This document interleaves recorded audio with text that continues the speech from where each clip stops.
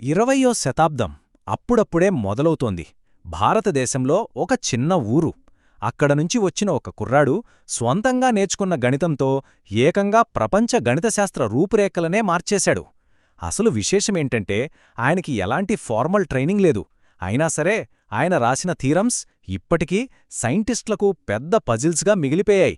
మరి ఆయన కథేంటో మనం ఇప్పుడు తెలుసుకుందాం. Hello, I am Srinivasa Ramanujan. నేను శ్రీనివాస రామానుజన్. 1887 డిసెంబర్ 22వ తేదీ నాడు తమిళనాడు రాష్ట్రంలోని ఈరోడ్ పట్టణంలో జన్మించాను. నా తండ్రి కె. శ్రీనివాస అయ్యంగార్ ఒక చీరల దుకాణంలో గుమస్తాగా పనిచేసేవారు. నా తల్లి కోమలటమ్మాళ్ గృహిణి.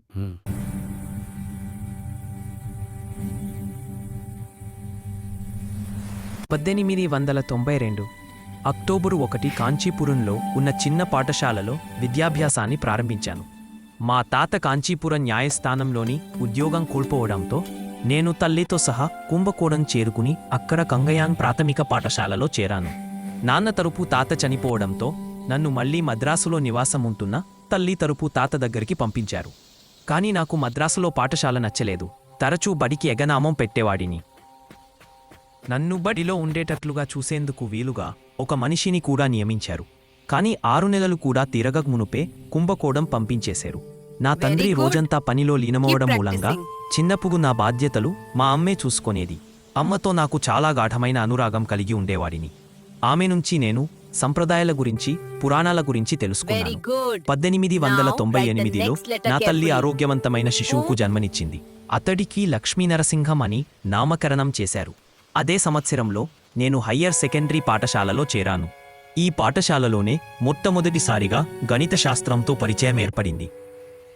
నా 13 సంవత్సరాల వయస్సులో అధునాతన త్రికోణమితిపై ఎస్ఎల్లోని రాసిన ప్లేన్ ట్రిగనోమెట్రీ పుస్తకాన్ని అరువుగా తీసుకుని దానిపై ప్రావీణ్యం సంపాదించాను. దానిలోని భావనల ఆధారంగా కొత్త సిద్ధాంతాలను కనుగొన్నాను. నా 15 సంవత్సరాల వయస్సులో జార్జ్ షూబ్రిడ్జ్ గారు రాసిన synopsis of elementary results in pure and applied mathematics పుస్తకాన్ని చదివి దాని ఆధారంగా నా సొంత సిద్ధాంతాలు మరియు ఆలోచనలను అభివృద్ధి చేశాను. నేను 1903లో మద్రాస్ విశ్వవిద్యాలయంలో స్కాలర్షిప్ పొందాను వారు. కానీ తరువాత గణిత శాస్త్రాన్ని అభ్యసించడంలో ఇతర అధ్యయనాల నిర్లక్ష్యం కారణంగా దానిని కోల్పోయాను. 1906లో మద్రాసులో పచ్చయ్యప్ప కళాశాలలో చేరడానికి ఫస్ట్ ఆర్ట్స్ పరీక్ష కోసం తరగతులకు హాజరయ్యేవాడిని. కానీ 3 నెలల అధ్యయనం తర్వాత అనారోగ్యానికి గురయ్యాను. తరగతులకు హాజరు కాలేదు. ఫస్ట్ ఆర్ట్స్ పరీక్ష రాశాను, కానీ గణితంలో ఉత్తీర్ణుడయ్యాను. ఇతర సబ్జెక్టులన్నీ ఫెయిల్ అయ్యాను. అందువల్ల పరీక్షలో ఫెయిల్ అయ్యాను. జూలై 14, 1909లో నేను జానకి అమ్మాళ్ళను వివాహం చేసుకున్నాను. రామస్వామి సార్. నేను గణితం మీద రాసుకున్న నోటు పుస్తకాలను చూడండి.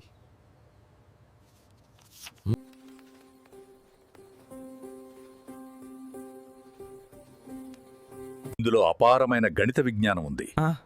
నీ విజ్ఞానానికి ఈ చిన్న రెవెన్యూ విభాగంలో ఉద్యోగం ఇచ్చి అవమానపరచలేను. నా పుస్తకాలను చూసిన కొద్దిమంది అప్పట్లో నెల్లూరు జిల్లా కలెక్టరుగా పనిచేస్తున్న రామచంద్రరావుగారి దగ్గరకు పంపించారు. ఈయన భారతీయ గణితశాస్త్ర సమాజానికి కార్యదర్శి కూడా. ఆయన కూడా నా పనితనం చూసి ఆశ్చర్యపోయారు.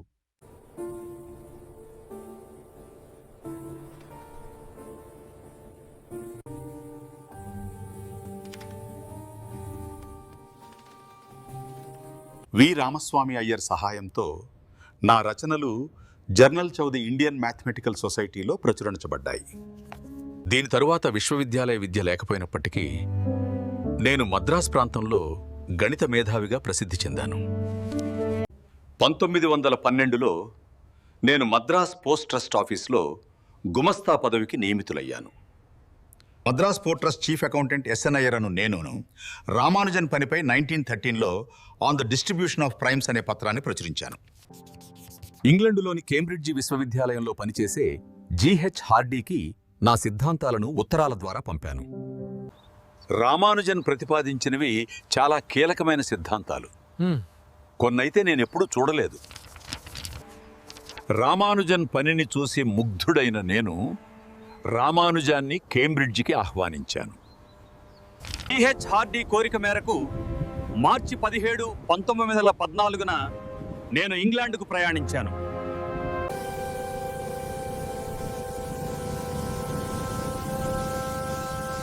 పంతొమ్మిది వందల 14లో ఇంగ్లాండ్లోని కేంబ్రిడ్జ్లో నేను హార్డీ కలిసి నంబర్ థియరీ, పార్టీషన్స్ మరియు ఇన్ఫినిట్ సిరీస్లపై పనిచేశాము. మేము అభివృద్ధి చేసిన సర్కిల్ మెథడ్ వారింగ్స్ కంజక్చర్ వంటి సమస్యలను పరిష్కరించడానికి ఒక ముఖ్యమైన సాధనం అయింది. రామానుజన్ మా కాలంలో సుప్రసిద్ధులైన ఆయిలర్, గౌస్ మొదలైన సహజ సిద్ధమైన గణిత మేధావులతో పోల్చదగినవాడు. నేను గణిత శాస్త్రానికి చేసిన అత్యుత్తమ సేవ ఏదైనా ఉందంటే అది రామానుజాన్ని కనుగొనడమే. జిహెచ్ హార్డీకి నేను చాలా రుణపడి ఉన్నాను. ఎందుకంటే ఆయన వల్లనే నా సిద్ధాంతాలు వెలుగులోకి వచ్చాయి. నాకు సంక్రమించిన గణిత సామర్థ్యం అంతా మా ఇలవేల్పు దేవత అయిన నామగిరి ప్రసాదించినదేనని నేను బలంగా విశ్వసించేవాడిని. నాకు ఏ కష్టం కలిగినా ఆమె సహాయం కోసం ఎదురుచూసేవాడిని గన. ఆమె నా కలలో కనిపించి ఎటువంటి సమస్యకైనా పరిష్కారం చూపించేది. ఇంగ్లాండ్లో నేను ప్రధానంగా సంఖ్యల విభజనలో పురోగతి సాధించాను. నా పత్రాలు ఇంగ్లీష్ మరియు యూరోపియన్ జర్నల్స్లో ప్రచురించబడ్డాయి. సమీకరణాలు మరియు గుర్తింపులతో కూడిన దాదాపు 3900 ఫలితాలను నేను సంకలనం చేశాను. నా రచనలలో Riemann series, elliptic integrals, hyper geometric series, zeta function యొక్క ఫంక్షనల్ సమీకరణాలు మరియు నా సొంత డైవర్జెంట్ సిరీస్ సిద్ధాంతం ఉన్నాయి. నేను కనుగొన్న వాటిలో అత్యంత ప్రసిద్ధి చెందినది నేను పై కోసం చేసిన అనంతమైన సిరీస్. ఇది నేడు మీరు ఉపయోగించే కంప్యూటర్లలో వివిధ అల్గోరిథంలకు ఆధారం. నేను బర్నౌలీ సంఖ్యలను స్వతంత్రంగా అభివృద్ధి చేసి పరిశోధించాను మరియు యూలర్ మాస్చెరోని స్థిరాంకాన్ని 15 దశాంశ స్థానాల వరకు లెక్కించాను. మ్యాక్, థీటా ఫంక్షన్ల యొక్క ఈ కొత్త ఆలోచనలు చాలా క్లిష్టమైన గణిత సమస్యలకు పరిష్కారాలను అందిస్తాయి. నేను 1918లో రాయల్ సొసైటీ ఆఫ్ ఇంగ్లాండ్కు ఎన్నికయ్యాను. ఇలా ఎన్నికైన భారతీయులలో నేను 2వ వాడిని. ఇంగ్లాండ్లో నా వంటలు నేనే చేసుకునేవాడిని. కొన్నిసార్లు లెక్కలు చేయటంలో మునిగి ఆహారం సరిగా తీసుకునేవాడిని కాదు. నేను జిహెచ్ హార్డీ 1729 నంబర్ కారులో హాస్పిటల్లో రామానుజన్ను కలవడానికి వచ్చాను. రామానుజన్, నేను వచ్చిన టాక్సీ నంబర్ 1729. నేను చూసినప్పుడు ఈ సంఖ్య నిస్తేజంగా కనిపిస్తుంది. ఇది చెడు శకునం కాదా? హార్డీ సార్, ఇది చాలా ఆసక్తికరమైన సంఖ్య. 2 సంఖ్యల ఘనాల మొత్తాన్ని 2 వేరువేరు విధాలుగా చెప్పగలిగే సంఖ్యలో ఇది అన్నిటికంటే చిన్నది. గణిత చరిత్రలోనే చాలా ఫేమస్.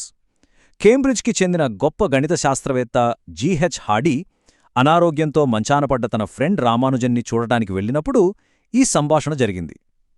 హార్డీకి ఆ టాక్సీ నంబర్లో ఏమంత గొప్ప విషయం కనపడలేదు.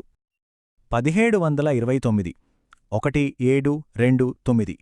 చూడ్డానికి ఇది కూడా మిగతా నెంబర్ల లాంటిదే కదా, ఇందులో స్పెషలేముంది? హార్డీకి కూడా ఇదే డౌటొచ్చింది. కాని రామానుజన్ ప్రపంచంలో, ముఖ్యంగా అంకెల విషయంలో సాధారణం అనే మాటకి తావేలేదు. అనారోగ్యంతో నీరసంగా ఉన్నా సరే రామానుజన్ నుంచి ఆ సమాధానం తక్షణమే వచ్చింది. అంటే ఒక్క సెకను కూడా ఆలోచించకుండా. ఆ మాట వినగానే హార్డీకి ఎంత ఆశ్చర్యం కలిగుంటుందో ఊహించుకోండి. ప్రపంచానికి రామానుజన్ అనే మేధావి ఎవరో తెలిసింది ఆ క్షణంలోనే. ఆ స్వరాష్ట్రమైన తమిళనాడు నేను సాధించిన విజయాలకు గుర్తుగా నా జన్మదినమైన డిసెంబర్ 22ను రాష్ట్ర సాంకేతిక దినోత్సవంగా ప్రకటించింది. రామానుజన్ 125వ జయంతి సందర్భంగా 2012ను భారత ప్రభుత్వం జాతీయ గణిత శాస్త్ర సంవత్సరంగా ప్రకటిస్తోంది. అంతేకాకుండా డిసెంబర్ 22ను జాతీయ గణిత దినోత్సవంగా ప్రభుత్వం ప్రకటిస్తోంది. 1920 ఏప్రిల్ 26న 32 ఏళ్ల చిన్న జీవితంలో నేను ఈ లోకాన్ని వదిలి వెళ్లాను. ఆయన ఇప్పటికీ నన్ను మీరు గుర్తిస్తున్నారంటే అది నేను పడ్డ కష్టానికి ఫలితంగా నేను భావిస్తున్నాను.